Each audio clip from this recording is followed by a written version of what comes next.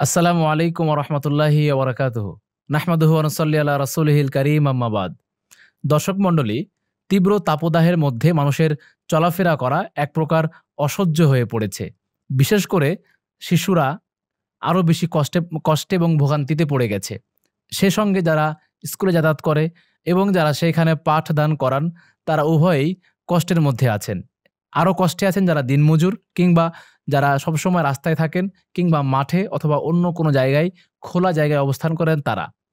আসলে একজন মানুষ এই তীব্র গরমের মধ্যে কেমন করে একটু স্বস্তির নিঃশ্বাস ফেলতে পারে, কোন কোন জিনিসগুলো অবলম্বন করলে তার রোদ থেকে একটু বাঁচতে পারে, একজন শিক্ষার্থী, একজন শিক্ষক কোন কোন নিয়মগুলো ফলো করলে তার স্বাস্থ্যকে, তার শরীরকে আরও বেশি ভালো রাখতে পারে, এরকম অনেক প্রশ্ন নিয়ে আমাদের আজকের আলোচনা।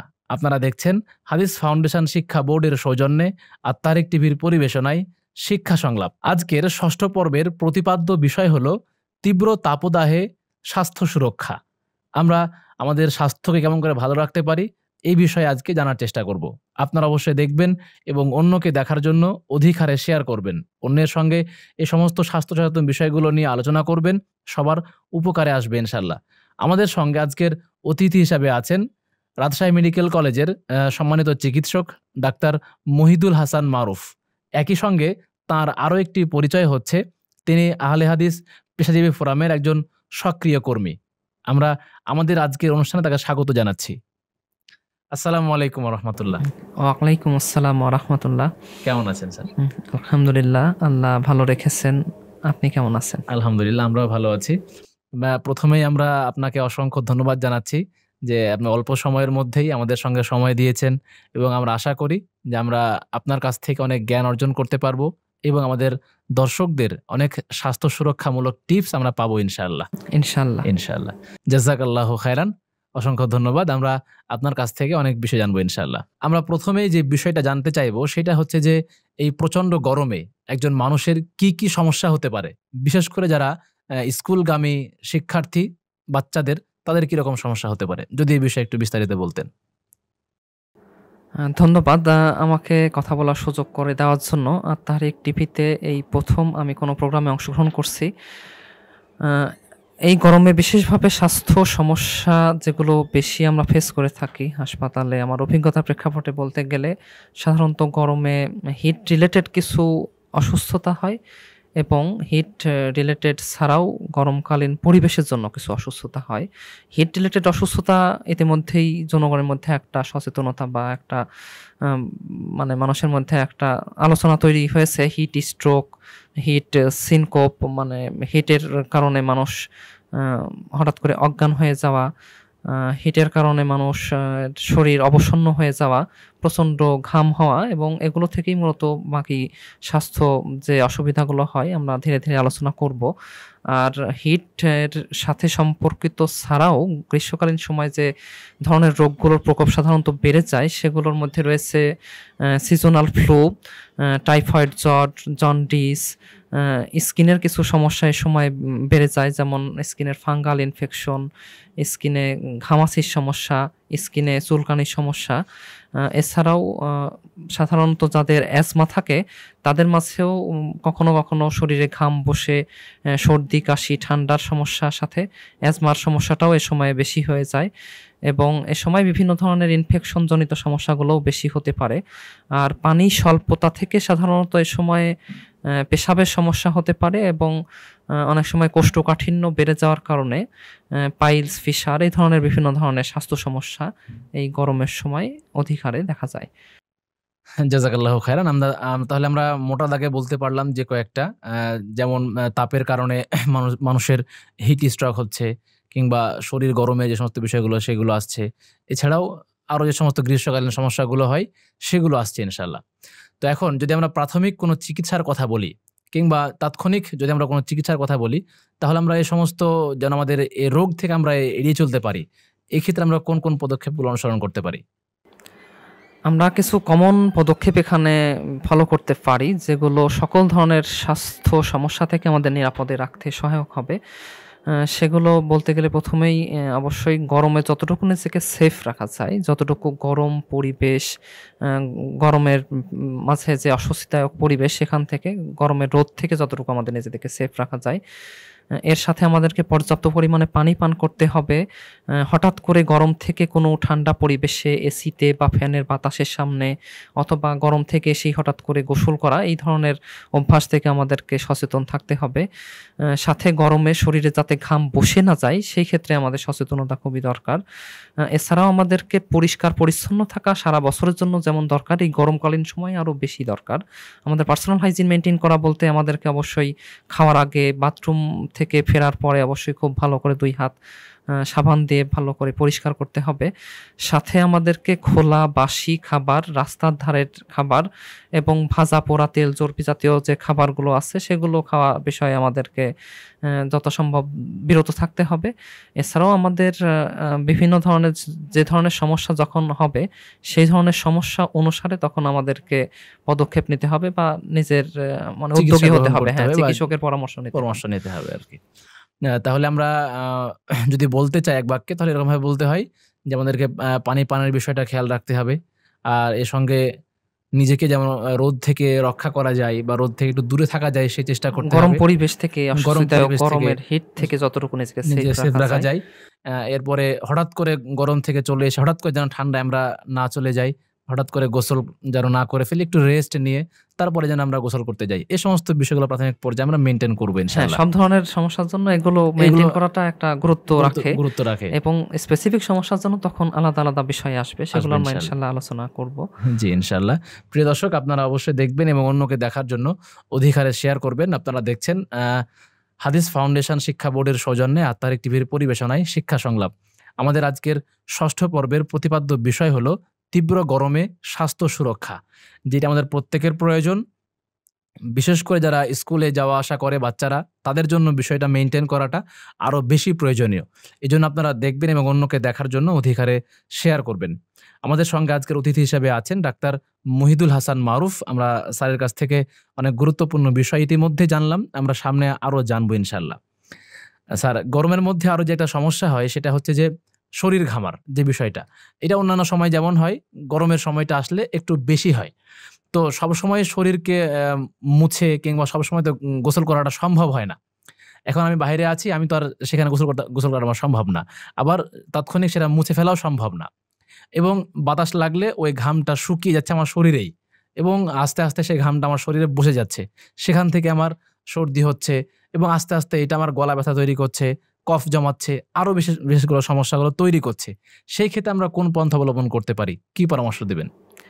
সেক্ষেত্রে আমাদের গরমকালীন পরিবেশে যেহেতু বিভিন্ন কাজের প্রয়োজনেই বাইরে যেতে হচ্ছে, আমাদেরকে আগে থেকেই খেয়াল রাখতে হবে যাতে আমাদের শরীরের টেম্পারেচারটা যথাসম্ভব আমরা একটা মানে সহনীয় মাত্রায় নিয়ন্ত্রণ করতে পারি। এক্ষেত্রে আমরা বেশ কিছু বিষয়ে সতর্কভাবে চলাফেরা করলে এই গরমেও আমরা একটা স্বস্তিদায়ক অবস্থায় চলতে পারি। যেমন দিনে একাধিকবার গোসল করা। আমরা যখন সকালে বাসা থেকে বের হচ্ছি শিক্ষা প্রতিষ্ঠানের উদ্দেশ্যে বা অফিস আদালতের উদ্দেশ্যে, তখন আমরা সকালে গোসল করে বের হতে পারি। সকালে যে আমরা নাস্তা করি, নাস্তা করার সাথে সাথে আমরা বাইরে না বের হয়ে আমরা নাস্তা করার পরে 15-20 মিনিট কিছু সময় একটু রেস্ট করে তারপরে আমরা বাইরে যেতে পারি। কারণ সাধারণত যে কোনো খাবার খেলে আমাদের শরীরে বিপাকক্রিয়া হয়, সেটার হজম শোষণের জন্য আমাদের শরীরের টেম্পারেচার বেড়ে যায়। তো আমরা 15-20 মিনিট রেস্ট নিলে সেই টেম্পারেচার বাড়ার জন্য যে আমাদের শরীরের অতিরিক্ত ঘাম হতো, সেটা থেকে আমরা নিজেদেরকে এভাবে নিরাপদ রাখতে পারি।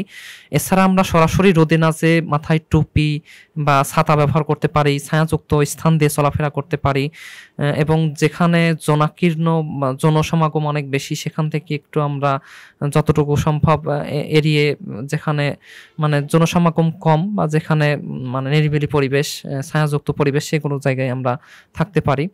আর একান্ত প্রয়োজনে বাইরে যেতে হলেই আমাদেরকে বাড়ি থেকে বের হওয়ার সময় খুব বেশি মানে চা কফির অভ্যাস থাকলে সেটা অ্যাভয়েড করা উচিত এবং বাড়ি থেকে বের হওয়ার আগে খুব বেশি পানি পান না করাই ভালো। আমরা অন্য সময়ে আমাদের শরীরের জন্য প্রয়োজনীয় পরিমাণে পানি পান করব, কিন্তু বাসা থেকে বের হওয়ার আগে আমরা যদি কয়েক গ্লাস 3-4 গ্লাস পানি একসাথে খেয়ে বের হই, তখন কিন্তু অটোমেটিক আমাদের শরীরের ঘামের পরিমাণ অনেক বেশি হবে এবং সেটা বাইরে গেলে অবশ্যই অস্বস্তিদায়ক পরিস্থিতিতে তৈরি করবে। আর আমাদের সাথে আমরা সাধারণত রুমাল রুমাল, টিস্যু এগুলো রাখতে পারি, যেটা দিয়ে আমাদের যতটুকু সম্ভব আমাদের শরীরের ঘামগুলো মুছে নিতে পারি। বিশেষভাবে আমরা যখন এসিতে যাব অথবা কোনো ফ্যানের সামনে যাব, অথবা মাঝে মধ্যে যাদের স্কিনের সমস্যা হয়ে থাকে বা হচ্ছে, বা যাদের অ্যাজমার সমস্যা আছে অথবা কোল্ড অ্যালার্জি সমস্যা আছে, খুব অল্পতেই হাঁচি কাশি হয়ে যায়, তাদের জন্য আমরা এই পরামর্শই দেব, ঘামটা যথাসম্ভব মুছে নিতে হবে যতটুকু সম্ভব। পুরোপুরি তো আসলে বাইরে সম্ভব না, এখন রুমাল দিয়ে, টিস্যু দিয়ে যতটুকু সম্ভব, তার মানে নিজের কাছে এগুলো অ্যাভেলেবল রাখতে হবে, নিজের একটা অভ্যাস তৈরি করে নিতে হবে এই পরিস্থিতিতে নিজেকে ভালো এই রাখার জায়গাটাতে জন্য। যেটা হয় দেখা যায় যে আমাদের যে সমস্ত বাচ্চারা স্কুলে যায় কিংবা যে সমস্ত টিচাররা স্কুলে যান, তারা কিন্তু অধিকাংশ সময় নাস্তা করার পরপরই রেস্ট না নিয়ে বের হন, অধিকাংশ সময় এটা হয়ে যায়। আপনি যেটা বলছিলেন যে নাস্তা করার পরে কিছুক্ষণ রেস্ট নিয়ে তারপরে তারা বের হলেন শরীরটা ঠান্ডা করার পরে। তো এই ক্ষেত্রে অবশ্যই পিতামাতা যারা আছেন তাদেরকে সচেতন হতে হবে, আর যারা টিচার আছেন তারা নিজেরাই সচেতন হবেন ইনশাল্লাহ।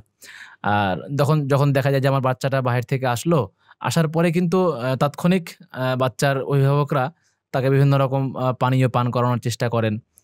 তাকে আবার সাধারণত বাচ্চারা বাহির থেকে আসলে বাড়িতে ঢুকলেই দেখা যায় যে কোনো না কোনো কিছু সে খাবার গ্রহণ করতে চায়, এরকম বিষয়টা হয়ে যায়। সেই ক্ষেত্রে একটা বাচ্চাকে কন্ট্রোল আমরা কিভাবে করতে পারি, বা একজন অভিভাবককে আপনি এই জায়গাতে কি উপদেশ দিবেন? অভিভাবককে উপদেশ দেওয়ার বিষয়ে আমি বলতে চাই, যাদের বিশেষভাবে কোল্ড অ্যালার্জির সমস্যা আছে, সহজেই হাঁচি কাশি সর্দি ঠান্ডা লেগে যায়, তাদের জন্যই বিশেষভাবে খেয়াল রাখতে হবে। বাইরে থেকে আসা মাত্রই আগে যেটা করতে হবে, শরীরের পোশাকটা পরিবর্তন করে শরীরের যেটুকু ঘাম আছে সেটা তোয়ালে দিয়ে বা রুমাল দিয়ে সেটা মুছে শুকিয়ে নিয়ে তারপরে ফ্যানের সামনে বা বাসায় যদি এসির ব্যবস্থা থাকে এসির সামনে যাওয়া যেতে পারে।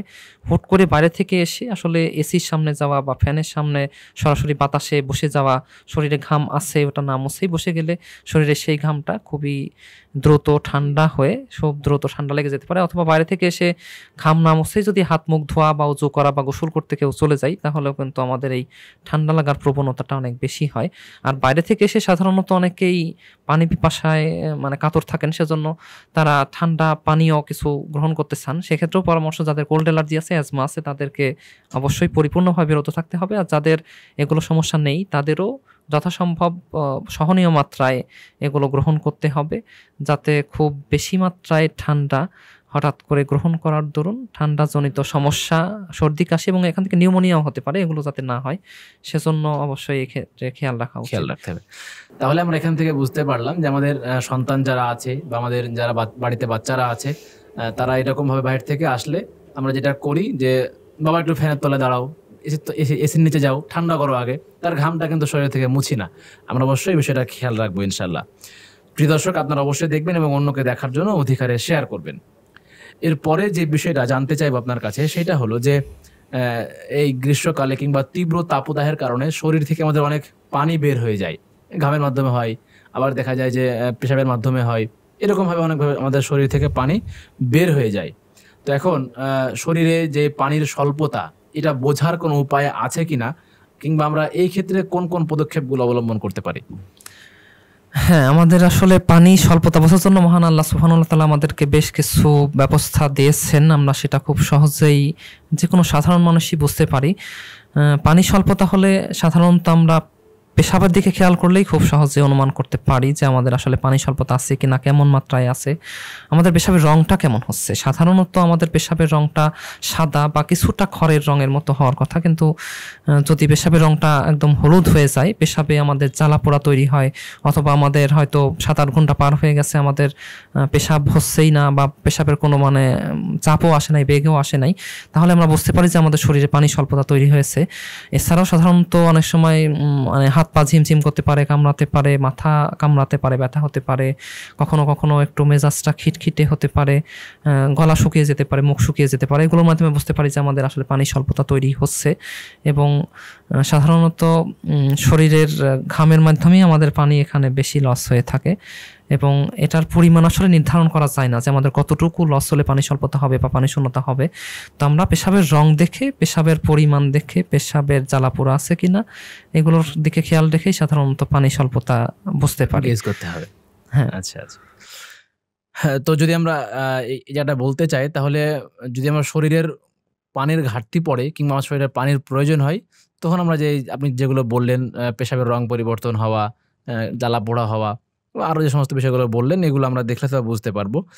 যদি আমাকে একটু বলতেন যে একজন মানুষের শরীরে দৈনিক কতটুকু পানির প্রয়োজন পড়ে, এবং আমাদের এই পানি পানের ক্ষেত্রে কতটা গুরুত্ব দেওয়া প্রয়োজন?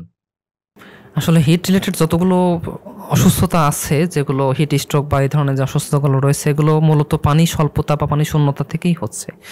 গরম আবহাওয়ায় আমাদের চলাফেরা করতে হবে, থাকতে হবে, কিন্তু এর মাঝে আমরা পানি স্বল্পতা বা পানি শূন্যতার ঘাটতি পূরণ করে যদি চলতে পারি, তাহলে এই অসুস্থতা থেকে অ্যাবাউট 80% আমরা সেফ থাকতে পারি। আর পানি স্বল্পতা বা পানি শূন্যতা হচ্ছে কিনা সেটার লক্ষণগুলো আমরা জানলাম। আর এখন আমরা যেটার মাধ্যমে বুঝবো যে আমাদের শরীরে পানি স্বল্পতা আছে কিনা বা পানি আসলে আমি পর্যাপ্ত পান করছি কিনা, সেটা বোঝার জন্য আমাদের পেশাবের দিকেই লক্ষ্য রাখতে হবে। পেশাবের পরিমাণ পর্যাপ্ত হচ্ছে কিনা সেটা পেশাবের রং দেখে খেয়াল করতে হবে। রং যদি সাদা হয় তাহলে বুঝতে হবে আমার পেশাবের পরিমাণ পর্যাপ্ত আছে। এবং পেশাব সাধারণত 24 ঘন্টায় 4 থেকে 5 বার যে কোনো বয়সী যে কোনো মানুষের হলেই আমরা ধরে নিতে পারি এটা স্বাভাবিক আছে। এবং পেশাবের জ্বালা পোড়া যদি না থাকে তাহলে আমরা বুঝতে পারি যে আমাদের পানির পানের পরিমাণটা ঠিক আছে। আর পানি পানের জন্য আলাদা কিছু হিসাব আছে, কিছু হিসাব করে যদি আমরা পানি পান করতে চাই, সেক্ষেত্রে আমি বলবো যে আমাদের যতটুকু ওজন আছে ওজনের সাথে আমরা 40 মিলিলিটার গুণ করে নিতে পারি। সাধারণত 1 কেজি ওজনের জন্য 40 মিলিলিটার পানি আমাদের 24 ঘন্টায় প্রয়োজন হয় অ্যাভারেজ হিসেবে। তো আমাদের ওজনের সাথে আমরা 40 গুণ করে সেটাকে আমরা যে মানে গ্লাসে বা যে মগে পানি পান করছি সেটার সাথে একটা এভারেজ হিসেব করে আমরা পানি পানটা হিসাব করতে পারি। আর এগুলো হিসেব রাখতে সমস্যা হলে বা রাখা সম্ভব না হলে আমাদের সারাদিনে পেশাব কতটুকু হচ্ছে, কখন হয়েছে এবং কেমন হয়েছে সেটার দিকে খেয়াল করেই আমরা পানি পান কতটুকু করতে হবে এটা সহজেই বুঝতে পারবো। সেটা হলো পেশাবের রং সাদা হতে হবে, পেশাবের জ্বালা পোড়া থাকা যাবে না, এবং কমপক্ষে 24 ঘন্টায় আমার 5 বার পেশাব হচ্ছে কিনা সেটা খুব ভালো করে খেয়াল রাখতে হবে। তাহলে আমাদের পানি স্বল্পতা বা পানি শূন্যতার যে জটিলতা বা এই ধরনের রিস্ক থেকে আমরা অনেকগুলো রিস্ক থেকে আমরা বেঁচে থাকতে পারি ইনশাআল্লাহ। আমাদের ক্ষেত্রে যে সমস্যাটা যেটা হয়, আমরা বাঙালিরা কিংবা আমরা নিজেরাও যে সকালবেলা পানি খাই যখন নাস্তা হয় সে সময়, আবার দুপুরবেলায় পানি খাওয়ার চেষ্টা করি ভাত খাওয়ার সময়, আবার রাতে গিয়ে, এই যে মাঝখানে যে লম্বা সময়টা অধিকাংশ মানুষই কিন্তু এই সময়ে পানি পান করার যে বিষয়টা তারা কিন্তু অ্যাভয়েড করে চলেন। এবং জাপানিজদের একটা বিষয় দেখছিলাম, যখন তারা বাইরে বের হয় প্রত্যেকের কাছে একটা করে ওয়াটার বোতল থাকে এবং তারা সবাই কিন্তু ক্যারি করে পানির বোতল। সেই জায়গাতে আমরা বাঙালিরা কিংবা আমরাই দেখা যায় যে অনেক সময় এই জিনিসটা মেনটেন করা হয় না। মানুষজন কি বলবে কিংবা অন্যান্য সমস্ত বিষয় আমরা ঝামেলা মনে করি। সবকিছু মিলিয়ে কিন্তু আমরা এই জায়গাটাই অনেকটাই এক প্রকার নিজের স্বাস্থ্যের দিক দিয়ে আমরা বেখেয়াল হয়ে যাচ্ছি। এই জায়গাটা আমাদেরকে খেয়াল রাখা প্রয়োজন মনে হয়। এবং আমি যতটুকু জানি যে যদি একজন মানুষ তার শরীরের সমস্ত জিনিসগুলোকে ঠিক রাখতে চায় তাহলে তার পানি পানের তো কোনো বিকল্প নেই। অবশ্যই আমাদের আসলে পানির অপর নাম জীবন, এটা আমরা প্রবাদ হিসেবে জানি। এবং আমাদের শরীরের অধিকাংশ অংশই পানি, অ্যাবাউট 70% পানি। আমাদের যে বিশ্ব আল্লাহ সৃষ্টি করেছেন এই পৃথিবীরও 70%ই পানি, মানে অধিকাংশই পানি। সেক্ষেত্রে আমরা সারাদিনে যত কিছুই করি না কেন, যা কিছুই খাই না কেন, স্বাস্থ্য সচেতনতামূলক আমরা যত কিছুই পদক্ষেপ গ্রহণ করি না কেন, পানি পর্যাপ্ত পান না করা পর্যন্ত আমাদের শরীরের কোনো অঙ্গ প্রত্যঙ্গই পরিপূর্ণ সুস্থ সুন্দরভাবে কাজ করতে পারবে না। বেশিরভাগ এখানে কিডনি আক্রান্ত হওয়ার সম্ভাবনা অনেক বেশি। এবং আমাদের দেশের প্রেক্ষাপটে যেটা আমাদের দেশের কিডনি ফাউন্ডেশন গবেষণা করে দেখেছে, আমাদের দেশের কিছু শ্রমজীবী মানুষ এবং কৃষকদের মধ্যে যে কিডনির সমস্যা তৈরি হচ্ছে, কিডনির একদম বিকল থেকে শুরু করে কিডনি বিনষ্ট হয়ে যাওয়া পর্যন্ত জটিলতা তৈরি হচ্ছে শুধুমাত্র এই পানি স্বল্পতা বা পানির ঘাটতি থেকে। এবং এটা আসলে তাদের প্রেশার ডায়াবেটিস নাই, হয়তো তাদের আলাদা অন্য কোনো সমস্যা নাই, কিন্তু তাদের কিডনি বিকল হয়ে যাচ্ছে কেন, এই গবেষণা করতে যেয়ে এই মানে চাঞ্চল্যকর তথ্য উঠে আসছে। হয়তো বা অনেকেই এটা জানেন না যে পানি পর্যাপ্ত পান না করার দরুন আমাদের দেশের শ্রমজীবী মানুষ এবং যারা বাইরে কাজ করেন বা কৃষক, তাদের মধ্যে কিডনি বিকল পর্যন্ত হয়ে যাচ্ছে। তো এই ভয়ানক আসল বিষয় সচেতনতার জন্য আমাদের আসলে পানি পান করার গুরুত্ব দেওয়া খুবই প্রয়োজন। এবং পানি পান কতটুকু করলে আমাদের শরীরের জন্য পর্যাপ্ত হবে সে বিষয়ে আমি বললাম, সেগুলো বিষয়ে আসলে সচেতনভাবে প্রতিদিন আমাদেরকে মনিটরিংয়ে রাখা প্রয়োজন। এটা তো আসলে রেগুলার মনিটরিংয়ের বিষয় এবং সারা জীবনের একটা বিষয় যে আমরা আসলে সারা জীবনে প্রতিদিন 24 ঘন্টায় কতটুকু পানি পান করছি তার ভিত্তিতে আমাদের কিডনি, লিভার, হার্ট থেকে শুরু করে আমাদের শরীরের প্রত্যেকটি অঙ্গ প্রত্যঙ্গ কতটুকু সতেজ, কতটুকু প্রাণবন্ত, কতটুকু ভালো থাকবে সেটা নির্ভর করছে।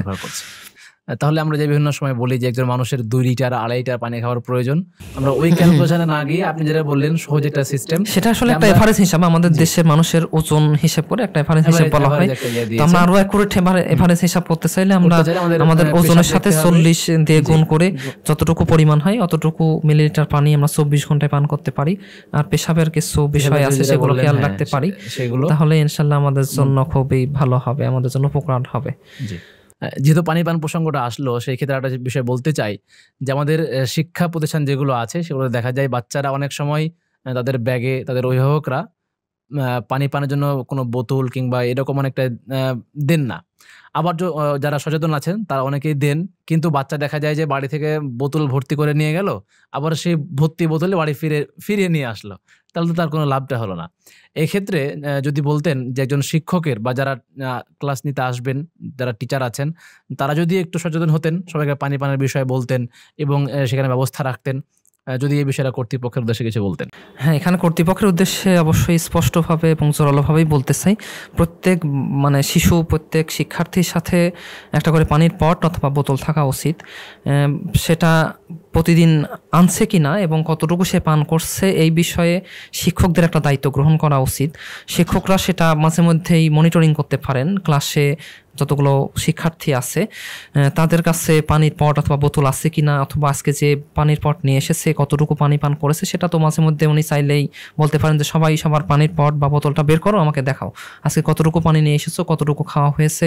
এবং খাওয়া না হলে তিনি উৎসাহিত করতে পারেন যে তুমি অবশ্যই পর্যাপ্ত পানি পান করা উচিত, সকালে দুপুরে রাতে শুধুমাত্র খাওয়ার সময় পানি না পান করে। এটা শিক্ষার্থীদের ক্ষেত্রে তো অবশ্যই কর্তৃপক্ষ মনিটরিং করতে পারেন, এবং সাধারণ বা অন্য পেশাজীবী শ্রমজীবী মানুষদের জন্য বলবো তাদের কাছেও অবশ্যই পানির পাত্র বা পানির বোতল থাকা উচিত। মাঝে মধ্যে সেটা থেকে তারা পানি পান করে তারা পানি স্বল্পতা বা পানি শূন্যতা থেকে নিজেদেরকে নিরাপদ রাখতে পারলে আমাদের গরমকালীন অনেক ধরনের স্বাস্থ্য সচেতনতা স্বাস্থ্য সমস্যা থেকে তারা নিরাপদ থাকতে পারেন। এবং এভাবেই আমরা আসলে জাতির উদ্দেশ্যে, সাধারণ মানুষ এবং শিক্ষার্থীদের উদ্দেশ্যে বিশেষভাবে বলতে চাই, পানি পানের প্রতি গুরুত্ব দানের জন্য একটা নিজেদের মধ্যে পারস্পরিক একটা সৌহার্দ্য সচেতনতা তৈরি করা দরকার, আন্তরিকতা গড়ে তোলা দরকার এবং খোঁজখবর রাখা দরকার। এবং অভিভাবকদেরকে ক্ষেত্রে অবশ্যই জোরালো ভূমিকা রাখতে হবে, তাদেরকে রেগুলার মনিটরিং করতে হবে এবং খোঁজখবর রাখতে হবে তার শিক্ষা তার বাচ্চা, তার ছেলে মেয়ে ঠিকমতো পানি পান করে নিজের শরীরের নিরাপত্তার জন্য কতটুকু সে সচেতন আছে।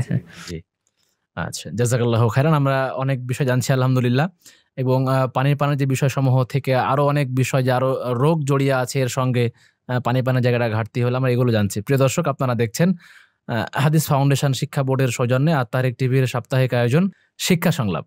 আজকের 6ষ্ঠ পর্বের প্রতিপাদ্য বিষয় হলো তীব্র গরমে স্বাস্থ্য সুরক্ষা। আপনারা দেখবেন এবং অবশ্যই অন্যকে দেখার জন্য অধিক হারে শেয়ার করবেন। আমরা আমাদের অতিথির কাছে এখন যে বিষয়টা জানতে চাইবো সেটা হলো যে আমরা তো পানি পানের বিষয়ে অনেক জানলাম, পানি পানের আসলে কোনো নিয়ম আছে কিনা? যেমন আমরা ধরেন চলছি, হাঁটতে হাঁটতে অনেকে পানি পান করছি, আবার কেউ দাঁড়িয়ে দাঁড়িয়ে পানি পান করে ফেলছি। যদি এই বিষয়গুলো একটু পরিষ্কার করে বলতেন। হ্যাঁ, পানি পানের নিয়ম বলতে আমি যেমন একটা বিষয়ে বলছিলাম, পানির পরিমাণ উল্লেখ করলাম, পানি পর্যাপ্ত খাওয়া হচ্ছে কিনা সেই সব বিষয়ে সচেতনতার জন্য খেয়াল রাখতে বললাম।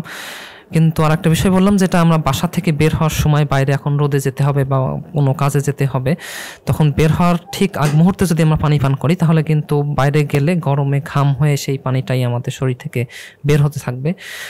আর আমরা যে কোনো চলার পথে বা দাঁড়িয়ে যে কোনো জায়গায় যে কোনোভাবে আসলে পানি পান করা অবশ্যই ঠিক না।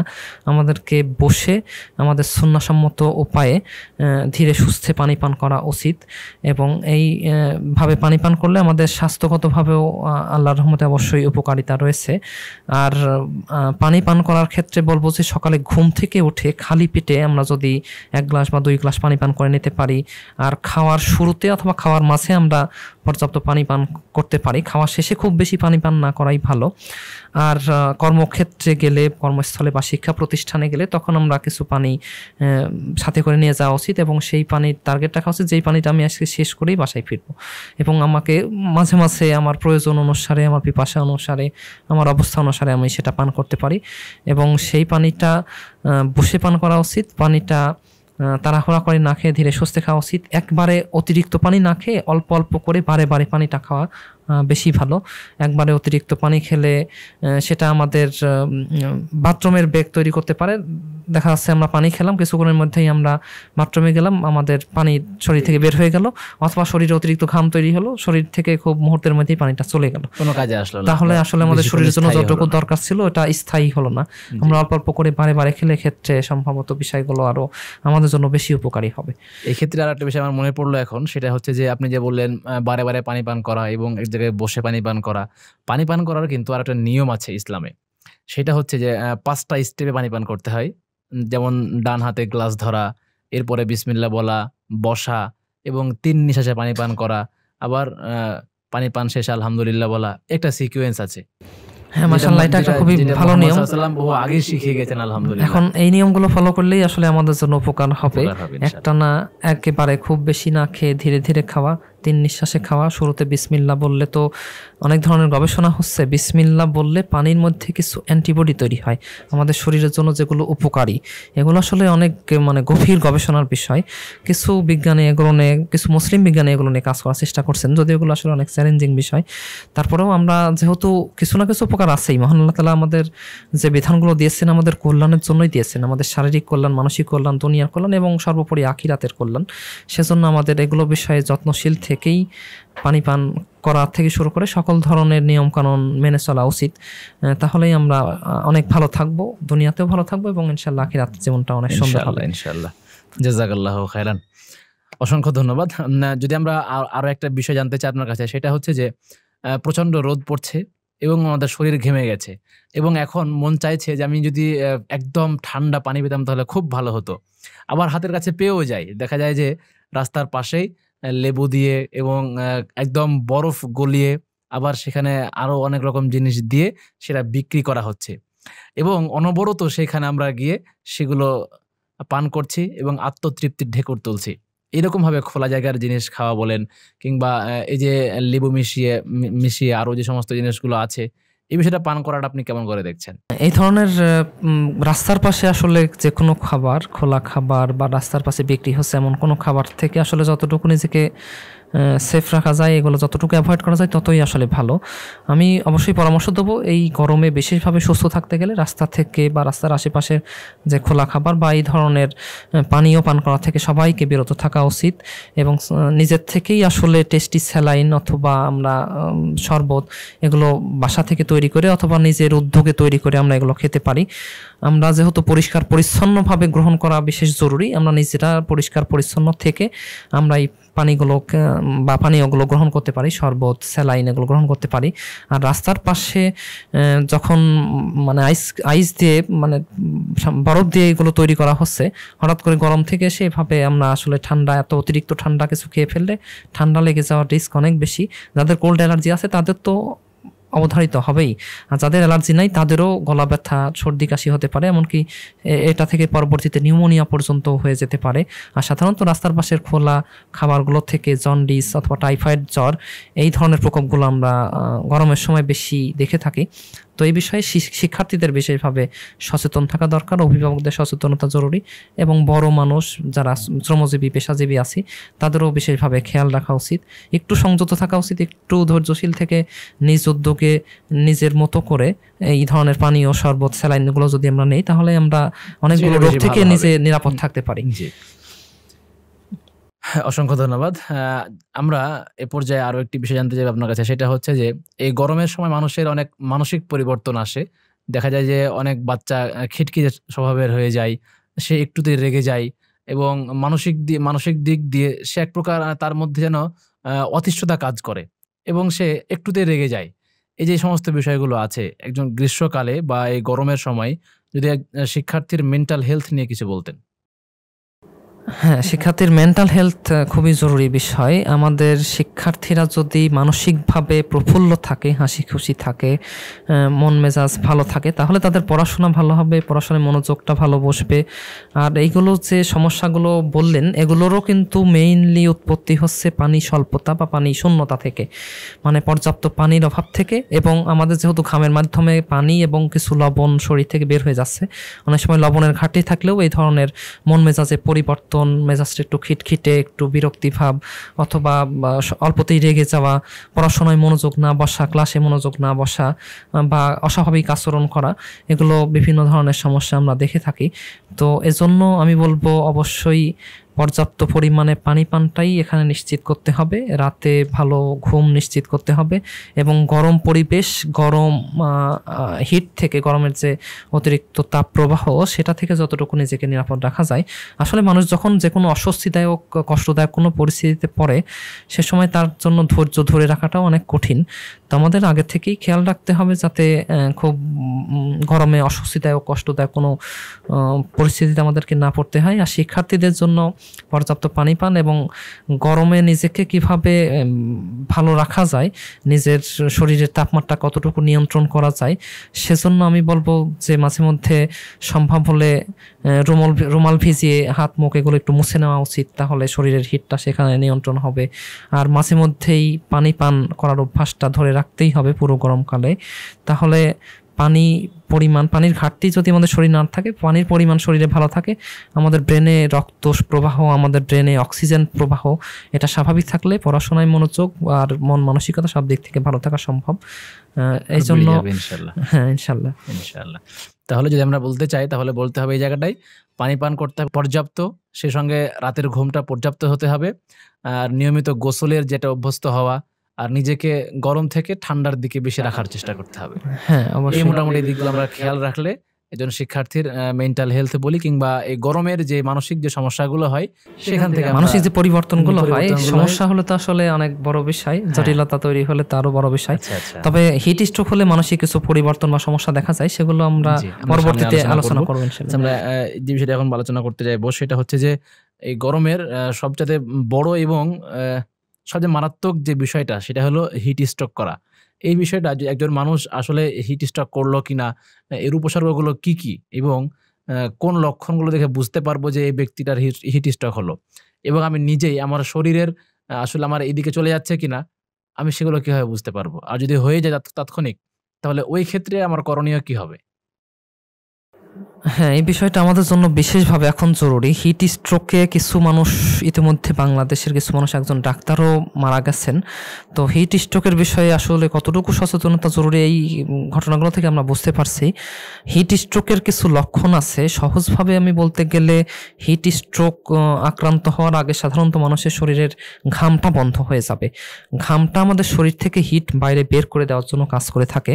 তো আমাদের শরীরের ঘামটা যদি কমে যায় বা একেবারেই বন্ধ হয়ে যায়, আমরা তখন খুবই সতর্ক হয়ে যাওয়া উচিত যে আমার ঘামটা বন্ধ হয়ে যাচ্ছে, মানে আমাদের শরীরের যে নর্মাল মেকানিজম বা যে নর্মাল মানে পদ্ধতিগুলো মহান আল্লাহ তাআলা দিয়েছেন আমাদের উপকারের জন্য, সেগুলো আস্তে আস্তে অ্যাবনর্মালিটির দিকে যাচ্ছে, অস্বাভাবিক ভাবে রেসপন্স করছে। সাধারণত তাপ প্রবাহ বেশি থাকলে, বাতাসে আর্দ্রতা বেশি থাকলে শরীর থেকে ঘাম এর মাধ্যমে হিটটা পরিবেশে আর যেতে পারে না, তখন ঘাম সাধারণত আস্তে আস্তে কমতে থাকে, এবং বন্ধ হয়ে গেলেই সাধারণত শরীরের তাপমাত্রা অতিরিক্ত মাত্রায় বেড়ে যায়। শরীরের তাপমাত্রা 40 ডিগ্রি সেলসিয়াসের উপরে বেড়ে গেলে, শরীরের ঘাম একদম বন্ধ হয়ে গেলে, মাথা প্রচন্ড ব্যথা শুরু হলে, বমি বমি ভাব বা বমি, অথবা হঠাৎ করে ডায়রিয়া শুরু হলে, অথবা মানসিকভাবে হঠাৎ করে ভারসাম্যহীন আচরণ, অস্বাভাবিক আচরণ, খুবই খারাপ দুর্ব্যবহার অনেক সময় আশেপাশে মানুষের সাথে হয়ে যেতে পারে। এইগুলো বিষয়ে খেয়াল করা উচিত, এবং এগুলো বিষয়ে দেখা মাত্রই আমাদের আশেপাশে সবাইকে সচেতন হওয়া উচিত তার আসলে হিট স্ট্রোকের দিকেই অগ্রসর হচ্ছে। এবং হিট স্ট্রোক হয়ে গেলে আলটিমেটলি শরীরে খিঁচুনি হতে পারে, এমনকি কেউ অজ্ঞান হয়ে পড়েও যেতে পারে। তো হিট রিলেটেড যে অসুস্থতাগুলো রয়েছে, সেখানে আরো কিছু অসুস্থতায় অজ্ঞান হয়ে যেতে পারে। তো হিট স্ট্রোক হলে যদি অজ্ঞান হয়ে যায়, তখন আমার শরীরে হাত দিলেই বুঝবো শরীরের তাপমাত্রা অত্যন্ত বেশি এবং শরীরে বিন্দুমাত্র ঘাম নেই, এবং রোগীর তো অস্বাভাবিক আচরণ, সাথে বমি বমি ভাব, বমি, প্রচন্ড মাথা ব্যথার কথা বলতে পারে। এবং তার পেশাবের খবর নিতে গেলে বোঝা যাবে হয়তো যে তার হয়তো গত সকালে ওঠার পর তার পেশাবই হয় নাই, অথবা 8-10 ঘন্টা যাবত তার কোনো পেশাবই হয় নাই, অথবা তার খুবই গাঢ় হলুদ পেশাব হচ্ছে, তাহলে বুঝতে হবে যে আমাদের হিট স্ট্রোক হয়ে গেছে বা হিট স্ট্রোকের দিকে যাচ্ছে। এগুলো বিষয় থেকেই আসলে সবাইকে সতর্ক হয়ে পরবর্তী পদক্ষেপ গ্রহণ করা উচিত। এই জায়গাটায় আসি যে এখন আমার এই সমস্ত উপসর্গগুলো দেখা গেল, কিংবা আমার পাশের একজনের এই সমস্ত হলো, তাৎক্ষণিক আমি কি করতে পারি? সাধারণত এই অসুস্থতাগুলো সাধারণত যারা অনেক বেশি সময়ে গরমে থাকেন অথবা একটা ভালো শীতল পরিবেশ থেকে হঠাৎ করে অতিরিক্ত গরমের পরিবেশে গেলেন, এই সময় হঠাৎ করে তৈরি হতে পারে। তো এই ক্ষেত্রে আমাদের ওই অবস্থায় সেই ব্যক্তিকে অবশ্যই ঠান্ডা পরিবেশে আনা উচিত। প্রথমত ছায়াযুক্ত পরিবেশে, অথবা সম্ভব হলে রুমের ভিতরে খুব ঠান্ডা পরিবেশে, এসি সম্ভব হলে এসিতে, অথবা এয়ার কুলার ফ্যান থাকলে সেটার সামনে, অথবা যে কোনো ফ্যান থাকলে ফ্যানের সামনে নিয়ে যেয়ে শোয়ানো উচিত। এবং সেই অবস্থায় শরীর থেকে কাপড় যতটা সম্ভব আমাদের সরিয়ে ফেলা উচিত। সেই সময় যদি সম্ভব হয় আমাদের নলকূপের পানি অথবা ঠান্ডা পানি তার শরীরে যতটুকু সম্ভব মাথায় দেওয়া অথবা শরীরে ছিটিয়ে দেওয়া উচিত। আইসের ব্যবস্থা থাকলে, বরফ থাকলে সেগুলো আমাদের শরীরের বিভিন্ন ভাঁজে, আমাদের যেমন হাতের ভাঁজে, হাতের মুঠোয়, বগলে, অথবা আমাদের শরীরের বিভিন্ন স্থানে সেই বরফগুলো দিয়ে স্পর্শ করা উচিত। তাহলে হিট যদি 10-15 মিনিটের মধ্যেই কমে আসতে শুরু করে, এবং তার কাছে আমরা যদি শুনতে পারি, সে যদি কথা বলতে পারে, সে যদি বলতে পারে হ্যাঁ আমার ভালো লাগছে, আমার মাথা ব্যথা নেই, আমার কোনো কিছু অস্বাভাবিক মনে হচ্ছে না, অথবা আমার বমি ভাব, বমি, এগুলোর কোনো অসুবিধা নেই, এবং কিছুক্ষণের মধ্যে দেখা যাচ্ছে তার শরীরটা ঘেমে যাচ্ছে এবং ঘামটাও তার শরীরে আসতে শুরু করেছে, তাহলে আমরা বুঝতে পারবো যে হিট স্ট্রোক থেকে তিনি রিকভারির দিকে যাচ্ছেন। আর আমরা এগুলো ব্যবস্থা করার পরেও যদি কোনো উন্নতি না দেখি, বরঞ্চ রোগী অজ্ঞান হয়ে আছে অথবা তার মেজাজ মানসিকতা এখনো আগের মতোই হয়ে আছে, ভারসাম্যহীন অবস্থায় আছে, অস্বাভাবিক আচরণ এখনো করছেন, তাহলে অতি সত্বর আমাদের নিকটস্থ চিকিৎসা স্বাস্থ্যকেন্দ্রে নেওয়া উচিত। এবং এই সময় অবশ্যই আর একটা বিষয় খেয়াল রাখতে হবে, যদি সম্ভব হয়, রোগীর জ্ঞান থাকে, তাহলে তাকে বসিয়ে যে কোনো স্যালাইন পান করা উচিত। ওর স্যালাইন হতে পারে, টেস্টি স্যালাইন হতে পারে, যে কোনো শরবত যদি আমরা ট্যাঙ্ক পাই জাতীয় শরবতগুলো আমরা দিতে পারি, বা বেলের শরবত যদি হোমমেড হয়, এগুলো যদি আমরা বাসায় কারো যদি অসুস্থ হয় তখন দিতে পারি, তাহলে তার পানি স্বল্পতা, পানি শূন্যতা, এগুলো যতটুকু দ্রুত পূরণ করা যাবে তত দ্রুত আমাদের শরীরের ঘাম চলে আসবে, শরীরের হিটটা বের হবে, আমাদের হিট স্ট্রোকের জটিলতার রিস্কগুলো থেকে আমরা নিরাপদ থাকতে পারবো ইনশাআল্লাহ। তাহলে আমরা মোটামুটি বুঝতে পারলাম যে হিট স্ট্রোক যদি হয় কোনো ব্যক্তির, তাহলে তার উপসর্গগুলো কেমন হবে এবং আমরা তাৎক্ষণিক কি চিকিৎসা নিতে পারি। তাৎক্ষণিক চিকিৎসার মধ্যে যেটা বললাম, শরীরটাকে ঠান্ডা করা এবং অবশ্যই স্যালাইন দেওয়া উচিত। তবে শুয়ে থেকে অবশ্যই দেওয়া যাবে না, শুয়ে থেকে স্যালাইন দিতে গেলে সেটা শ্বাসনালীতে চলে যেয়ে আমাদের শরীরের জন্য মারাত্মক ক্ষতির কারণ হতে পারে। অবশ্যই কষ্ট করে হলেও তাকে বসিয়ে রেখে, পরিপূর্ণভাবে বসিয়ে রেখেই যে কোনো পানীয় বা স্যালাইন বা শরবত এগুলো দেওয়া উচিত।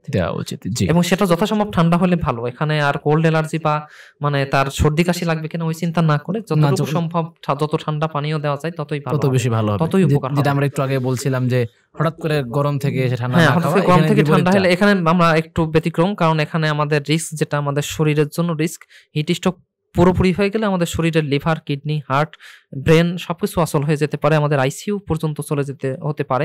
সেজন্য আগে থেকে এই বিষয়গুলো গ্রহণ করলে, এবং মোটামুটি হয়তো অনেক মানুষই এগুলো সচেতন আছেন, তবে এই যে মুখে স্যালাইন খাওয়া বা ঠান্ডা জাতীয় কিছু খাওয়ানো, এই বিষয়ে হয়তো বা কারো নলেজে ঘাটতি থাকলে এই বিষয়ে আসলে সতর্ক থাকা উচিত, খেয়াল রাখা উচিত।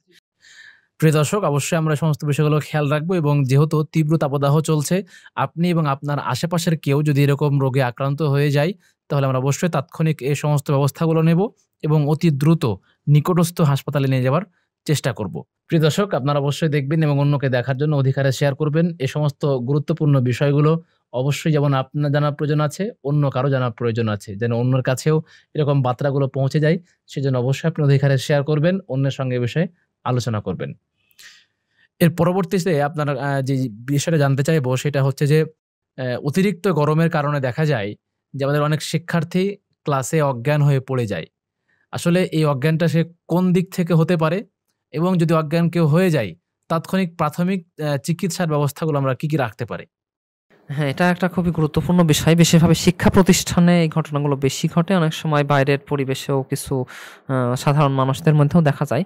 অজ্ঞান হয়ে গেলে তাকে প্রথমেই যে কোনো ঠান্ডা ছায়াযুক্ত স্থানে নেওয়া উচিত এবং তাকে পুরোপুরি শুয়ে দেওয়া উচিত, এবং সম্ভব হলে তার পা দুইটা একটু উঁচু করে পায়ের যে মাংস পেশিগুলো আছে সেগুলো আমরা হাত দিয়ে একটু ম্যাসাজ করে দিতে পারি, এবং কিছুক্ষণের মধ্যেই তার জ্ঞান ফিরে আসার সম্ভাবনা থাকে। সাধারণত 1 মিনিটের মধ্যেই জ্ঞান ফিরে আসে।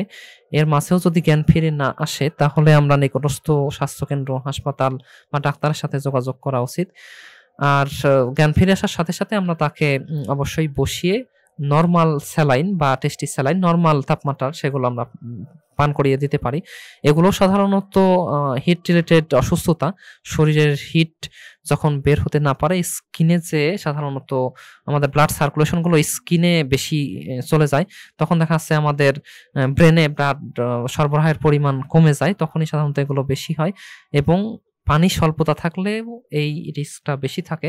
সেজন্য এখানেও আবার একইভাবে পানি স্বল্পতা যাতে না হয়, নিয়মিত পর্যাপ্ত পরিমাণে কিছুক্ষণ পর পর সবসময় মাঝে মধ্যে অল্প অল্প করে হলেও পানি পান করতে থাকা উচিত। জাযাকাল্লাহু খায়রান। আমরা দীর্ঘক্ষণ থেকে আপনার কাছ থেকে আলহামদুলিল্লাহ অনেক স্বাস্থ্য বিষয়ক জ্ঞান অর্জন করছি এবং আমরা অনেকটাই স্বাস্থ্য সচেতন হব ইনশাল্লাহ। সেই সঙ্গে আমাদের যারা স্কুলগামী শিক্ষার্থী আছেন, যারা আমাদের টিচার আছেন, তারাও একটু সচেতন হবেন। আবার দেখা যায় যে টিচারদের সঙ্গে যারা রিক্সায় যাওয়া আসা করেন, সেখানে রিক্সাওয়ালা থাকে, আবার বিভিন্ন পরিবেশে তারা মিশেন, সে সমস্ত বিষয়গুলো তারাও খেয়াল রাখবেন ইনশাআল্লাহ। যদি এই ক্ষেত্রে একটু জানাতেন যে এই শরীর ঘামার কারণে অনেক শিশুর, শিক্ষার্থীর, আবার দেখা যায় যে শিক্ষকের, আবার এমনও দেখা গেছে যে কর্পোরেট ওয়ার্ল্ডে চাকরি করেন কিন্তু তার শরীর ঘামে এবং সেখান থেকে প্রচণ্ড দুর্গন্ধ বের হয়, যার কারণে তিনি নিজেও বিরক্ত বোধ করেন। এই ক্ষেত্রে আমরা এই রোগ থেকে কিভাবে বের হতে পারি? এটা আসলে খুবই অস্বস্তিদায়ক এবং খুবই বিব্রতকর একটা পরিস্থিতি যে আমাদের গরমে তো শরীর ঘামবে, কিন্তু শরীর ঘামার দরুন যদি আমাদের শরীরে ঘামের জন্য শরীরে যে দুর্গন্ধ বের হয়, এটার জন্য আশেপাশের অনেক মানুষই বিরক্ত হন এবং কি নিজেকেও আসলে বিব্রতকর অবস্থায় পড়তে হয়। এজন্য অবশ্যই আমাদের ঘাম যাতে শরীরে অতিরিক্ত না হয় সেজন্য কিছু স্পেসিফিক ব্যবস্থা নেওয়া উচিত। এই বিষয়ে এই মাসের মাসিক আত্মাহারিকে আমাদের একটা লেখা প্রকাশিত হবে, সেটা পড়ার জন্য সবাইকে অনুরোধ করব। সেখানে বিস্তারিতভাবে বলা হয়েছে এবং আমি যে বিষয়গুলো বলতে চাই সেটা হলো, আমরা খাওয়ার সময় গরম খাবার খাওয়া থেকে বিরত থাকব। আমরা চা, কফি যথাসম্ভব এড়িয়ে চলার চেষ্টা করব। গরমকালীন সময়ে গরমে পরিবেশে গেলে ঘাম বেশি হবে, এটা আমরা সবাই জানি বুঝি। সেজন্য আমরা গরমে রোদ বা অতিরিক্ত গরম এর পরিবেশে আমরা গেলেও সতর্ক থাকতে হবে এবং আমাদেরকে অবশ্যই ঢিলেঢালা ইসলামসম্মত পোশাকের দিকে এখানে খেয়াল রাখা উচিত। ইসলাম আমাদেরকে বলে ঢিলেঢালা পোশাক পরতে, আমাদেরকে সাদা পোশাকের প্রতি বেশিভাবে গুরুত্ব দেওয়া হয়েছে। খুবই হালকা রঙের পোশাকগুলো এই সময় আমাদেরকে গরমে অতিরিক্ত ঘাম থেকে আমাদেরকে নিরাপদ রাখতে পারে এবং আমরা খাওয়ার সাথে সাথে বাসা থেকে বের না হয় কিছু সময় বিশ্রাম নিয়ে বের হলে শরীরের ঘামটা কম হবে। আমরা যদি গরমের পরিবেশে থাকতেই হয়, আমরা মাঝে মধ্যে রুমাল, টিস্যু এগুলো দিয়ে আমাদের শরীরের ঘামটা মুছে নিতে পারি এবং আমরা বাসা থেকে বের হওয়ার আগে, কর্মক্ষেত্রে যাওয়ার আগে অবশ্যই গোসল করে নেওয়া উচিত। যাদের এই ধরনের সমস্যা হয় তাদেরকে এটা বিশেষভাবে খেয়াল রাখতে হবে। আমাদেরকে বাসা থেকে বের হওয়ার আগেই খুবই ভালোভাবে অ্যান্টিব্যাকটেরিয়াল কিছু মেডিকেটেড সাবান অথবা খুবই সুন্দর সুগন্ধযুক্ত সাবান দিয়ে গোসল করে নেওয়া উচিত কর্মক্ষেত্রে যাওয়ার পরে। তাহলে আমরা অনেকটাই রিফ্রেশ থাকতে পারবো। আমাদেরকে বিভিন্ন ধরনের আতর অথবা পাউডার, ট্যালকাম পাউডার, এগুলো আমরা ব্যবহার করতে পারি। এর মাধ্যমে আমরা আমাদের গরমে যে অস্বস্তিদায়ক অবস্থা, পরিস্থিতি, এগুলো থেকে নিরাপদ থাকতে পারি এবং আমরা অবশ্যই মানসিকভাবে সময় যতটুকু শান্তশিষ্ট, যতটুকু মানসিক চাপ মুক্ত, টেনশন মুক্ত, অস্থিরতা মুক্ত থাকতে পারি, সেটা আমাদের জন্য খুবই গুরুত্বপূর্ণ। কারণ আমরা দেখি যে কোনো সময় মানসিক চিন্তা, টেনশনে থাকলে আমরা অনেক এসির মধ্যে থাকলেও আমরা ঘেমে যাই। আমরা সাধারণত ভাইবা বোর্ডে গেলে বা খুবই বিব্রতকর কোনো একটা জায়গায় গেলে হঠাৎ করে আমরা মানসিক চাপের কারণে আমাদের শরীরে যে সংবেদনশীল স্নায়ুতন্ত্র সেটা উদ্দীপ্ত হয়ে যায় এবং সেটা উদ্দীপ্ত হলে আমাদের শরীরে অটোমেটিক ঘাম বেশি হতে থাকে। তো এইগুলো বিষয়ে খেয়াল রাখলে, এমনকি আরেকটা বিষয়ে যেটা আমরা মানসিকভাবে খেয়াল রাখতে পারি, বাইরে হয়তো গরম পরিবেশ খুবই অস্বস্তিদায়ক, খুবই খারাপ লাগছে, এই সময় যদি আমরা মনে মনে করতে থাকি যে বাইরের এটা গরম পরিবেশ, এই পরিবেশে আমি যাচ্ছি, আমার তো খুব খারাপ লাগছে, গরম আসলে অনেক কষ্টদায়ক, অস্বস্তিদায়ক, মানে এটা যে মনে করছি, মনে করলেই আমাদের গরমটা আরো বেড়ে যায়। আর আমরা যদি মনে করি যে আমরা একটা মোটামুটি ভালো পরিবেশেই আছি, আমি আজকে সকালে শাওয়ার নিয়ে আসছি, আমি যে পরিবেশে যাচ্ছি এখানেই আমাকে থাকতে হবে, এখানেই কাজ করতে হবে, এর সাথে আমি এখন মিশে গেছি এবং এটার সাথে আমি মানিয়ে নিয়েছি, এখানে আমার খুব বেশি কষ্ট হচ্ছে না, মানসিকভাবে এটা যদি আমরা মনে করতে পারি, তাহলে অনেকাংশেই গরমের অনুভূতিটা আমাদের কে তাড়া করবে না এবং তখনও আমাদের শরীরের ঘাম অনেকাংশেই কম হবে এবং এক্ষেত্রে আমরা অস্বস্তিদায়ক, বিব্রতকর পরিস্থিতি থেকে খুব ভালোভাবে নিরাপদ থাকতে পারি এবং আমরা বাইরে থেকে ফিরেও অবশ্যই সবাইকে শরীরের ঘাম মুছে পোশাক পরিবর্তন করে আমাদেরকে গোসল করা উচিত। আর মাঝে মধ্যে আমরা ঠান্ডা পানিতে ভেজানো রুমাল বা তোয়ালে দিয়ে আমরা হাত মুখগুলো কর্মক্ষেত্রেও মুছে নিতে পারি। আর আমরা প্রতিদিন চেষ্টা করব আলাদা আলাদা পোশাক পরতে। একই পোশাক পরে প্রতিদিন গেলে তো অবশ্যই সেটার দুর্গন্ধ বেশি হবে। সেজন্য চেষ্টা করতে হবে যত কষ্টই হোক গরমে নিয়মিতভাবেই একটা পোশাক একদিন পরার পরে গরমে ঘাম বসে গেলে সেটা পরের দিন ধুয়ে তারপরে পরা উচিত। এভাবে আমরা আমাদের চর্মরোগ, বিভিন্ন ধরনের চর্মরোগ থেকেও আমরা নিরাপদ থাকতে পারি ইনশাআল্লাহ। জি, ইনশাআল্লাহ। জাযাকাল্লাহু খাইরান। অসংখ্য ধন্যবাদ। আমরা আরো একটি বিষয় জানতে চাইবো আপনার কাছে, সেটা হচ্ছে যে আমরা শিক্ষা প্রতিষ্ঠান হোক কিংবা কর্মক্ষেত্র হোক, সেই জায়গাটা আমরা দীর্ঘ সময় সেখানে পার করি। ওই দীর্ঘ সময় পার করার ক্ষেত্রে এই যে তীব্র তাপদাহ চলছে কিংবা গরমের সময় অথবা যে কোনো সময়ই হোক, আমরা এই দীর্ঘ সময়টাকে কেমন করে কাজে লাগাতে পারি এবং এই সময়ে আমরা স্বাস্থ্যের দিকে কেমন করে খেয়াল রাখতে পারি? এটা আমাদের জন্য বিশেষভাবে গুরুত্বপূর্ণ, কারণ আমাদের দৈনন্দিন জীবনের প্রয়োজনে, আমাদের পেশাজীবী জীবনের জন্য, আমাদের শিক্ষা জীবনের জন্য আমাদেরকে বাইরে থাকতে হয়, বাইরে যেতে হয়, বাইরে কাজ করতে হয়। এই ক্ষেত্রে বাইরে একটা নির্দিষ্ট সময় সাধারণত প্রতিদিন কয়েক ঘন্টা পর্যন্ত অবস্থান করতে হয়। আর যারা শ্রমজীবী মানুষ তাদেরকে তো সকাল থেকে একদম সন্ধ্যা পর্যন্তই অবস্থান করতে হয়। তো এক্ষেত্রে বলবো যারা সূর্যের মানে সরাসরি সূর্যের রোদে থাকতে হয় তাদেরকে অবশ্যই ১.৫ থেকে ২ ঘন্টা পর ১৫ থেকে ২০ মিনিট কমপক্ষে ছায়াযুক্ত স্থানে অবশ্যই বিশ্রাম নিতে হবে। আর যারা অফিসে বা শিক্ষা প্রতিষ্ঠানে যাওয়া আসার পথে রোদে যেতে হচ্ছে, আসতে হচ্ছে, তারা রোদে ছাতা ব্যবহার করবেন, তাদের টুপি বা ক্যাপ ব্যবহার করতে পারেন। হালকা পোশাক, ঢিলেঢালা পোশাক পরে তারা যাবেন এবং তাদের সাথে সবার সাথে বোতল রাখা উচিত এবং মোটামুটি আধা ঘন্টা বা ১ ঘন্টা পর পর অল্প করে হলেও কিছুটা হলেও পানি পান করা উচিত এবং আমাদের সারাদিনের পানি পান করার যে হিসেবটা সেটা মিলিয়ে দেখা উচিত আমার পানি পান পর্যাপ্ত হচ্ছে কিনা এবং খেয়াল রাখতে হবে যে আমার পেশাবটা ঠিক মতো হয়েছে কিনা। কারণ সাধারণত পেশাব বন্ধ হয়ে গেলে বা পেশাবের রং খুবই গাঢ় হয়ে আসলে পরবর্তীতে হিট স্ট্রোকের দিকে, পানি স্বল্পতার কারণেই তো হিট স্ট্রোকের দিকে আমরা এগিয়ে যাই। তো ওই পূর্ব সচেতনতামূলকভাবে আমরা হিট স্ট্রোক থেকে নিজেদেরকে নিরাপদে রাখতে এই বিষয়গুলোই বিশেষভাবে খেয়াল রাখা দরকার। জি, জাযাকাল্লাহু খাইরান। অসংখ্য ধন্যবাদ। আমরা অনুষ্ঠানের শেষ দিকে চলে আসছি। আমরা আর কয়েকটি প্রশ্ন করবো ইনশাআল্লাহ, এরপরে শেষ করব। এই গরমের সময় দেখা যায় অনেকের পেট খারাপ হয় এবং পেট ফেঁপে যায়, আস্তে আস্তে সেখান থেকে ডায়রিয়া শুরু হয়। তো এই গরমের সময় যদি আমরা পেটকে সুরক্ষা রাখতে চাই তাহলে আপনি কি উপদেশ দিবেন? হ্যাঁ, গরমের সময় পেটের সমস্যা এটা খুবই কমন সমস্যা। ডায়রিয়ার প্রকোপটা এই সময় অনেক বেশি হয়। বেশিরভাবে শিশুদের মধ্যে ডায়রিয়ার প্রকোপটা বেশি দেখা যায়। এমনকি প্রাপ্তবয়স্কদের মধ্যেও ডায়রিয়া দেখা যায় এবং মানে বেশিরভাগ ক্ষেত্রেই জানা যায় অধিকাংশই খোলা খাবার, বাসি খাবার বা বাইরের রাস্তার ধারের খাবার খেয়েই এই সমস্যাগুলো হয়েছে, অথবা যারা পার্সোনাল হাইজিন মেইনটেইন করতে কিছুটা হলেও গাফিলতি করছেন তাদের মধ্যে এই সমস্যাগুলো হয়েছে। তো আমি পরামর্শ দেব, শিক্ষা প্রতিষ্ঠানের আশেপাশে সাধারণত বিভিন্ন মানে রাস্তার ধারে কিছু দোকান থাকে, সেখান থেকে শিক্ষার্থীদেরকে দূরে থাকা উচিত। সেখানকার কোনো খাবারই এখন গ্রহণ না করা কর্তব্য। বাসা থেকে হোমমেড খাবার নিয়ে আসা উচিত।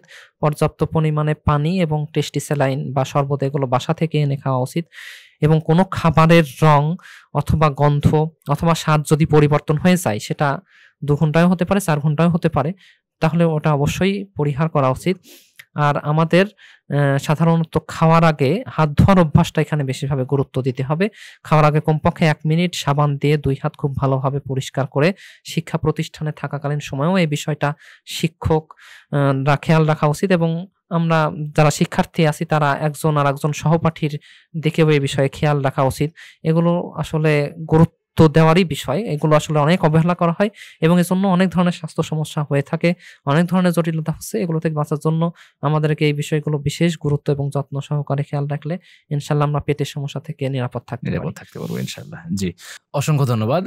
এরপরে যে বিষয় জানতে চাইবো সেটা হচ্ছে যে এই যে গরম চলছে এবং এর কারণে দেখা যায় যে আমাদের পেট খারাপ হচ্ছে, নানান রকম সমস্যা হচ্ছে। যদি সুস্থ থাকতে চাই তাহলে সুস্থ থাকার জন্য আপনি কোন কোন উপদেশগুলো দিবেন? যদিও আপনার পুরো বক্তব্যের মধ্যে বা পুরো আলোচনার মধ্যে অনেকটা চলে এসেছে, এরপরেও আমরা কোন কোন খাবারগুলোকে এড়িয়ে চলতে পারি? এখানে আমাদের যে খাবারগুলো বিশেষভাবে এড়িয়ে চলা প্রয়োজন সেগুলোর মধ্যে প্রথমেই আসবে খোলা খাবার। সেটা রাস্তার ধারেও হতে পারে, বাসারও হতে পারে। যে কোনো খোলা খাবার সবসময় বর্জনীয়, কারণ খোলা খাবারে যে কোনো সময় মাছি, মশা বা যে কোনো পোকা পড়তে পারে, যেগুলোর মাধ্যমে আসলে রোগ জীবাণু ছড়িয়ে থাকে। এছাড়াও বাতাসে ধুলা ময়লার মাধ্যমে রোগ জীবাণুগুলো এসে বাতাসের মাধ্যমে খাবারে পড়তে পারে। সেজন্য খোলা খাবার প্রথমত পরিহার করতে হবে। যেকোনো বাসি খাবার বা অনেকের মধ্যে পান্তা ভাত খাওয়ার প্রবণতা এই সময়ে দেখা দেয়, সেগুলো থেকেও যতটুকু সম্ভব নিরাপদে থাকাই উচিত। দেখতে হবে যে খাবারের স্বাদ বা গন্ধ খুব বেশি মাত্রায় পরিবর্তন হয়ে গেছে কিনা। খাবারের স্বাদ গন্ধ সাধারণত ব্যাকটেরিয়া জন্মানোর মাধ্যমে, ব্যাকটেরিয়া তৈরি হওয়ার মাধ্যমেই পরিবর্তন হয়ে থাকে। সেগুলো আমাদের শরীরের জন্য অনেক সময়ই ক্ষতিকর হয়ে যায়। সেজন্য বাসি খাবারগুলো অ্যাভয়েড করতে হবে। রাস্তার ধারের খাবারগুলো, সেগুলো যতই ঢাকা থাকুক, যেভাবেই থাকুক না কেন, অ্যাভয়েড করা উচিত। কারণ সেখানে প্রপার হাইজিন কখনোই মেনটেন করা সম্ভব হয় না। আর এর পাশাপাশি ভাজা পোড়া, তৈলাক্ত খাবার, এগুলো খেলে সাধারণত শরীরের বিপাক ক্রিয়া বেশি হয়ে যায়, শরীরের হিটটা অতিরিক্ত হয়ে যায়। সেজন্য এগুলো হজম করাও অনেক সময় অনেকের জন্য কঠিন হয়ে যায়। আর তাড়াহুড়া করে খেলে তো সেটাও হজমের জন্য ক্ষতিকর, মানে হজম হতে সমস্যা দেখা দেয়। তো এগুলোর বিষয়ে খেয়াল রাখা উচিত। এবং চা কফি খাওয়ার অভ্যাস যাদের আছে, সেগুলো এই সময়ে যথাসম্ভব এড়িয়ে চলাটাই বেশি ভালো দরকার। হবে। হ্যাঁ, ইনশাআল্লাহ। জাযাকাল্লাহু খায়রান। আমরা জানলাম যে সুস্থ থাকতে আমরা কোনগুলো এড়িয়ে চলবো। যদি এবার আমাকে বলতেন যে শরীরকে সুস্থ রাখতে এবং ঠান্ডা রাখতে আমরা কোন কোন খাবারগুলো, কোন কোন সবজিগুলো গ্রহণ করতে পারি? হ্যাঁ, এখানে আমরা গ্রীষ্মকালীন বা আমাদের বাজারে পাওয়া যায় যেকোনো ধরনের সবজি আমাদের জন্য খুবই উপকারী। এখানে আমাদের জন্য মাছ, ডিম, এগুলো আমাদের সাধ্যমতো যেটা সম্ভব এগুলো আমাদের স্বাস্থ্যের জন্য উপকারী। আর আমাদের জন্য এখানে বিশেষভাবে উপকারী হবে যে সকল ফলের মধ্যে পানির পরিমাণ অনেক বেশি থাকে, যেমন তরমুজ অথবা লেবু, কমলা, মাল্টা, এই জাতীয় ফলগুলো। সাথে বেলের শরবতটা আমাদের জন্য এখানে বেশিভাবে উপকারী হতে পারে। আর লেবু শরবত করে খাওয়া যেতে পারে, বাসায় লেবু চিনি দিয়ে শরবত তৈরি করে খাওয়া, এটা খুবই উপকারী। আর এখানে আমরা টেস্টি স্যালাইন অথবা ওটস স্যালাইন কমপক্ষে একটা করে প্রতিদিন খাওয়ার অভ্যাস রাখা উচিত, বড় ছোট সবার জন্য। তাহলে আশা করি অনেক ধরনের স্বাস্থ্য সমস্যা, জটিলতা থেকে আমরা নিরাপদ থাকতে পারবো। খুবই সুস্থ, সতেজ, সবলভাবে আমরা কর্মক্ষেত্রে, শিক্ষাক্ষেত্রে আমাদের দক্ষতা উন্নয়ন করতে পারবো এবং নিজেরা এগিয়ে যেতে পারবো। আমরা অনেক ভালো থেকে আমাদের এই গরমকালীন সময়েও স্বস্তিদায়ক একটা পরিবেশের মাঝে নিজেকে রাখতে পারি। এবং স্বাস্থ্য সচেতনতার আসলে অনেকগুলো কথা বলা হয়েছে, সেগুলো খেয়াল রেখে নিজের মতো করে আশেপাশের মানুষের দিকে খেয়াল রেখে আমরা যতটুকু সম্ভব মেনে চললেই আমাদের জন্য উপকার হবে। এগুলো থেকে যত আমরা দূরে থাকবো আমাদের আসলে অপকারই হবে। সেজন্য যত সম্ভব আমাদের সবকিছু খেয়াল রেখে মেইনটেইন করা উচিত। আসলে খুব বেশি নিয়ম নাই, খুবই অল্প নিয়ম, খুবই অল্প কথা। এগুলোই আসলে বারবার বলা হয়েছে। এগুলোই বারবার বলা হয়েছে গুরুত্ব দেওয়ার জন্য। এবং অধিকাংশ সমস্যার পেছনে কিছু কমন কারণই আসছে এবং উপদেশও অলরেডি সবকিছু বলা হয়েছে। সেগুলোই একটু গুরুত্ব সহকারে সবাই খেয়াল রাখলে ইনশাআল্লাহ সবসময় ভালো থাকা সম্ভব। ইনশাআল্লাহ। হ্যাঁ, আমরা দীর্ঘক্ষণ আপনার সঙ্গে আলোচনা করছিলাম আলহামদুলিল্লাহ, এবং আমরা আপনার কাছ থেকে স্বাস্থ্য বিষয়ক অনেক বিষয় জানলাম। এখন আমাদের মানার পালা। আমরা মানতে পারলেই স্বাস্থ্যের দিক দিয়ে আমরা একটু হলেও আগের চাইতে ভালো থাকবো ইনশাআল্লাহ। হ্যাঁ, আমার পক্ষ থেকে যতটুকু বলার আমি সাধ্যমতো চেষ্টা করেছি সবার উদ্দেশ্যে বলার জন্য। সেখান থেকে এখন কতটুকু কে মনে রাখতে পারবেন, খেয়াল রাখতে পারবেন এবং কতটুকু সেটা মানতে পারবেন, রাসূল সাল্লাল্লাহু আলাইহি সাল্লামের একটা হাদিস এক্ষেত্রে আমার বেশি গুরুত্বপূর্ণ মনে হচ্ছে। রাসূল সাল্লাল্লাহু আলাইহি সাল্লাম বলেছেন, সেই আমলই আল্লাহর নিকট অধিক প্রিয় যেই আমল অল্প হলেও প্রতিদিন করা হয়, নিয়মিত করা হয়। তো নিয়মিত বলতে প্রতিদিন করা হয়। তাহলে প্রতিদিনই আমাদের যে বিষয়গুলো খেয়াল রাখা দরকার, আমি অনেক বিষয় বলেছি, এগুলো থেকে আসলে বেশ কয়েকটা গুরুত্বপূর্ণ পয়েন্ট যদি বলতে চাই, তাহলে নিয়মিত পানি পান করা, গরম পরিবেশ থেকে খেয়াল রাখা, গরমের ঘামটা শরীরে বসতে না দেওয়া এবং রোদ, গরম বা অতিরিক্ত হিট থেকে নিজেকে যথাসম্ভব সেফ রাখা এবং আশেপাশের মানুষের প্রতি খেয়াল রাখা। তাহলে সবাইকে নিয়ে আমরা ভালো থাকতে পারি ইনশাআল্লাহ। ইনশাআল্লাহ। আপনাকে অসংখ্য ধন্যবাদ আমাদের আজকের অনুষ্ঠানে সময় দেওয়ার জন্য। আমরা দোয়া করি যেন মহান প্রভু আপনাকে এর বিনিময়ে ইহকালে পরকালে শান্তি ও মুক্তি দান করেন। আলহামদুলিল্লাহ, আমারও অনেক ভালো লাগলো এই অনুষ্ঠানে আসতে পেরে এবং আমার কথার মাধ্যমে একজন মানুষও যদি একটু উপকৃত হন, আমি মনে করব আমার এই অনুষ্ঠানের সার্থকতা। আমার জন্য সবাই দোয়া করবেন, আমি যেন ভবিষ্যতে আরো সুন্দর বিষয়, আরো সুন্দরভাবে সবার সামনে উপস্থাপন করে সবার মধ্যে স্বাস্থ্য সচেতনতা তৈরি করতে পারি ইনশাআল্লাহ। জাযাকাল্লাহু খায়রান। প্রিয় দর্শক, আপনারা দেখছিলেন হাদিস ফাউন্ডেশন শিক্ষা বোর্ডের সৌজন্যে আর তারেক টিভির পরিবেশনায় শিক্ষা সংলাপ, আজকের ৬ষ্ঠ পর্ব। ৬ষ্ঠ পর্বের প্রতিপাদ্য বিষয় ছিল তীব্র গরমে মানুষের স্বাস্থ্য সুরক্ষা। আমাদের সঙ্গে যুক্ত ছিলেন ডাক্তার মহিদুল হাসান মারুফ, রাজশাহী মেডিকেল কলেজের তিনি চিকিৎসক। আমরা তার কাছ থেকে অনেক বিষয় জানলাম। অবশ্যই আপনারা এগুলো মানার চেষ্টা করবেন এবং অন্যকে এই সমস্ত বিষয়গুলো মানতে উদ্বুদ্ধ করবেন। এতক্ষণ সঙ্গে থাকার জন্য জানাচ্ছি অসংখ্য ধন্যবাদ। সে সঙ্গে সামনের পর্ব দেখার আহ্বান জানিয়ে আজকের পর্বটি আমরা এখানে শেষ করছি। সুবহানাকাল্লাহুম্মা ওয়া বিহামদিকা আশহাদু আল্লা ইলাহা ইল্লা আনতা আস্তাগফিরুকা ওয়া আতুবু ইলাইক। আসসালামু আলাইকুম ওয়া রাহমাতুল্লাহি ওয়া বারাকাতুহু।